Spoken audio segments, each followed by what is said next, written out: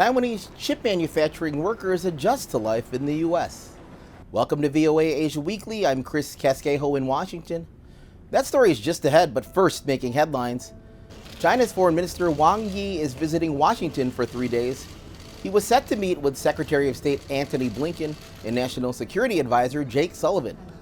Wang's visit comes as the U.S. wants China to mediate in Israel's conflict with Hamas militants and Russia's ongoing war in Ukraine.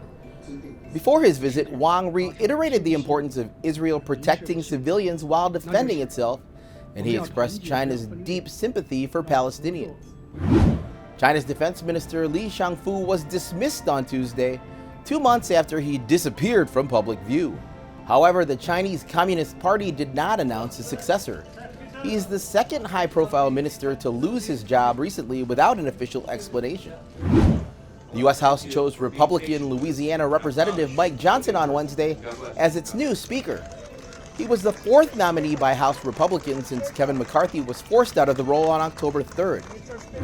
Japan's Supreme Court ruled on Wednesday that compelling individuals in transition to undergo sterilization to change their legal gender identity is unconstitutional. However, the court did not address this separate requirement for transgender people to undergo transition surgery to legally register their identified gender.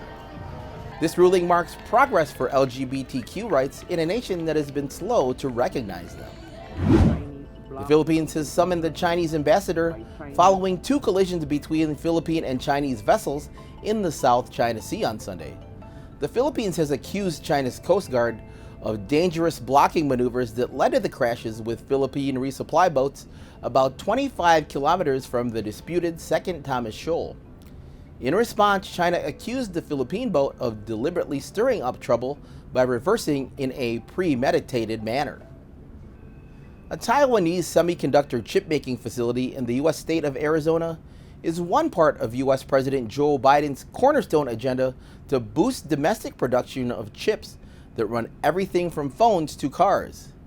But many Taiwanese at the new Taiwan Semiconductor Manufacturing Company plant face challenges of living in a new environment. VOA's Stella Xu and Ming Liu and Elizabeth Lee have the story. Adam Liu has been wanting to experience the world outside of his hometown of Taichung, Taiwan. The opportunity to do that came almost 6 months ago. Liu works for Taiwan Semiconductor Manufacturing Company, or TSMC, the world's largest semiconductor chip maker. He is one of hundreds of workers from Taiwan who have moved to Phoenix, Arizona, the location of this TSMC facility. In Taiwan, we were mass-producing chips, so we have to focus on the production line. But in the U.S., after I got here, we haven't started producing at the moment, so we're just in the learning process. The facility is the cornerstone of President Joe Biden's agenda to push for making chips in the U.S. instead of outsourcing this technology. TSMC's Phoenix workforce is made up of Americans and Taiwanese, which comes with challenges. We are used to speaking in Mandarin, and now we have to change to English to help the Americans we work with understand. It takes a bit more effort. Julie Sun knows about the cross-cultural challenges. She teaches English at this Chinese Baptist church in Phoenix and is the wife of a TSMC employee from the U.S. Working at TSMC when compared to working at an American company is not the same. So regardless of whether it's someone from Taiwan or a U.S. worker, all have certain pressures because they need to get used to differences in language, culture, and a different way of living. Michael Lin, pastor of the church, saw the need and created this English and culture class for the spouses of TSMC employees from Taiwan.